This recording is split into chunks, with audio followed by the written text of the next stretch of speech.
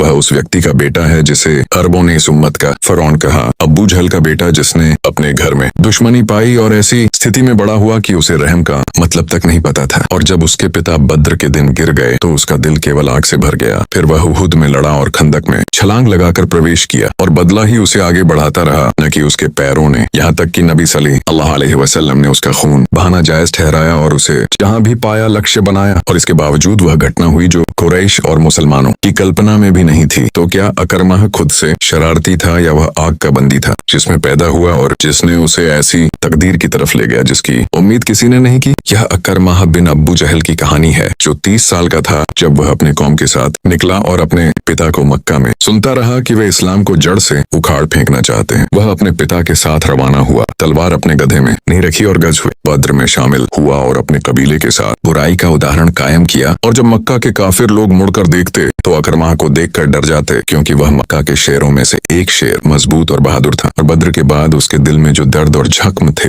वह उस समय पैदा हुए जब उसने अपने पिता को जमीन पर बेहोश पड़ा देखा, जिसे गुलामों ने मारा था और जिसका सिर एक व्यक्ति अब्दुल्ला बिन मसूद रदियल्लाहु अन्हु ने काटा। और बिन मसूद को उसका सिर काटने के लिए अपने सीने पर चढ़ना पड़ा, क्योंकि उसकी तलवार छोटी थी। फिर उसने काटना शुरू किया। अबू जहल ने कहा, मेरी तलवार लो, यह तुम्हारी तलवार से बेहतर है, क्योंकि तुम्हें सिर अलग करना है तो मेरी तलवार लो। और फिर सिर काट दिया और सहाबा ने उसे खींचकर बद्र के एक गड्ढे में फेंक दिया। अकरमाह ने अपने पिता, जो इस उम्मत का फरौन और अरबों और शिर्क का सरदार था, की लाश को बचाने की कोशिश की, मगर सफल नहीं हुआ। उसके दिल में दर्द था। वह बद्र के मैदान से निकलकर रसूलुल्लाह सल्लल्लाहु अलैहि वसल्लम और इस्लाम के धर्म के खिलाफ गुस्सा दिखाता रहा। और हर व्यक्ति जिसका बच्चा या पिता बद्र में मारा गया था, उसके दिल में बदला लेने की आग जल रही थी ताकि कुरैश की इज्जत कायम हो। अकरमाह दर्द में रहा, यहाँ तक कि गज़वे उहुद आया। वह मैनसरा की क़यादत कर रहा था और अपनी पत्नी उम हकीम को साथ ले आया, जो बदले और गुस्से में थी। टफ की आवाज पर शामिल होती और मक्का के काफिरों को हौसला देती कि वे पीछे न हटें। और यह एक ऐसा घर था जो दुश्मनी पैदा करता, दुश्मनी बढ़ाता और तौहीद के खिलाफ था। इसलिए उम हकीम मक्का की महिलाओं के साथ निकली ताकि पुरुषों को उकसाएं और इस्लाम का खात्मा करें। ठफ बजाती और पीछे हटने वालों के चेहरों पर मिट्टी फेंकती, यहाँ तक कि मुशरिक महिलाएं फौज की क़यादत करती थीं। और उसके साथ हिंद बिनत अत्तबा भी थी, जिसने वहश बिन हरब को पैसे दिए। फिर वह इस्लाम ले आईं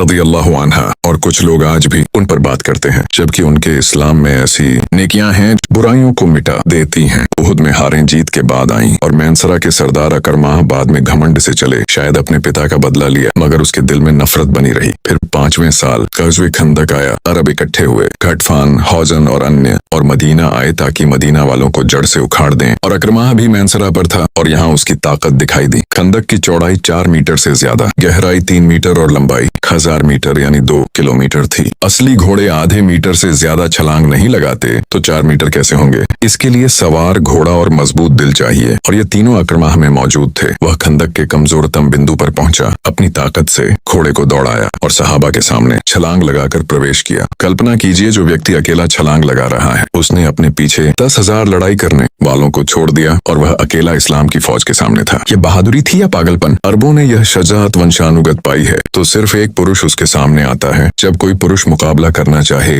तो अकरमाह के पीछे मक्का का एक सिपाही अमरू बिन अब्दवद जजीरा का बहादुरतम आया, मगर उसने ज्यादा देर अली रज़ियल्लाहु अन्हु के सामने नहीं ठहरा, मारा गया। फिर अकरमाह ने देखा और भाग गया। खंदक खत्म हुई और अल्लाह ने मोमिनों को काफी कर दिया। और फतह मक्का के साल में नबी ने हुक्म दिया कि मक्का में बिना युद्ध के दाखिल हों और सिर्फ उसी से लड़ें जो लड़ाई करे। महबूब शहर में दाखिल हुए लोग मशालें उठाए हुए थे और कुछ जगहों पर सिर्फ खालिद बिन वलीद के साथ लड़ाई हुई। अजीब बात यह है कि खालिद पहले इस्लाम ला चुके थे और अकरमा के साथ ही रहे थे, मगर फतह मक्का के समय वह मोमिन के रूप में दाखिल हुए, जबकि अकरमा भाग गया। वह यमन या समुद्र की तरफ जाना चाहता था क्योंकि उसे डर था कि अगर पकड़ा गया तो मार दिया जाएगा। इसी दौरान औरतें रसूलुल्लाह के पास आईं। सबसे पहले हिंद बिन्त उतबा आईं, चेहरा ढका हुआ था, और कहा, या मोहम्मद, पहले मुझे कोई घर आपके घर से ज्यादा नापसंद नहीं था, मगर अब कोई घर आपके घर से ज्यादा प्यारा नहीं है। फिर उन्होंने इस्लाम कबूल कर लिया। इसके बाद उम हकीम आई और कहा, या रसूलुल्लाह, मैं अकरमा की बीवी हूँ और मैंने उसके खून का वादा किया था। यहाँ नबी की रहमत सामने आई। आपने उसे अमान दी और एक निशानी दी ताकि कोई साहबी उसे नुकसान न पहुँच जाए। उम हकीम अपने शौहर की तलाश में निकली। एक औरत अकेली रेगिस्तान में और उनके साथ एक रोमी गुलाम था। रास्ते में गुलाम ने उन्हें बहकाने की कोशिश की, मगर वह मोमिन थी। उन्होंने चालाकी से उसे रोका। जब वह एक कबीले तक पहुंची तो लोगों को बताया। उन्होंने उस गुलाम को पकड़ लिया और बांध दिया। वह आगे बढ़ती रही जब तक कि अकरमा को न पा लिया। फिर वह उसे समुद्र के किनारे मिला। वह नाव में सवार होना चाहता चाहता था। नाव के मालिक ने कहा, तुम शामिल ना हो जब तक कि न कहो ला इलाहा इल्लल्लाह मुहम्मद रसूलुल्लाह। अकरमा ने कहा, क्या मैं अल जजीरा से भागने के लिए तौहीद छोड़ दूं? फिर उसने कलिमा कहा। कहा जाता है कि वह समुद्र में सवार हुआ तो समुद्र में हंगामा मच गया। नाव के मालिक ने कहा, अल्लाह के लिए सच्चा हो जाओ। अकरमा ने कहा, और वह माबूद जो हम खश्की पर पूजा करते हैं? उसने कहा, यहाँ समुद्र में नजात नहीं देगा। अकरमा ने कहा, अगर समुद्र में नहीं दिया तो खश्की में भी नहीं देगा। यहाँ दिल में नूर प्रवेश करना शुरू हुआ। जब हकीम उससे मिली तो कहा, मैं रसूलुल्लाह के पास से हसूदान तुम्हारे लिए अमान लेकर आई हूँ। उसने यकीन किया और वापस चल पड़ा। रास्ते में उसे गुलाम का मामला बताया, या तो उसने उसे सजा देने का हुक्म दिया। ये सब इस्लाम से पहले की बात थी। फिर वह नबी के पास आया। कुछ सहाबा उसे देखकर गुस्सा हुए और मारना चाहते थे, मगर नबी ने फरमाया, यह अकरमा है, मुहाजिर बनकर आया है। जब नबी ने उसे देखा तो उसकी तरफ बढ़े और फरमाया, मरहबा बिल राकिब अल मुहाजिर। यह बात अकरमा के दिल में बस गई। फिर उसने इस्लाम कबूल किया और कहा, या रसूलुल्लाह, मेरे पिछले गुनाहों के लिए अल्लाह से माफी मांगिए। नबी ने उसके लिए दुआ की। इसके बाद अकरमा ने वादा किया कि जो कुछ पहले इस्लाम के खिलाफ किया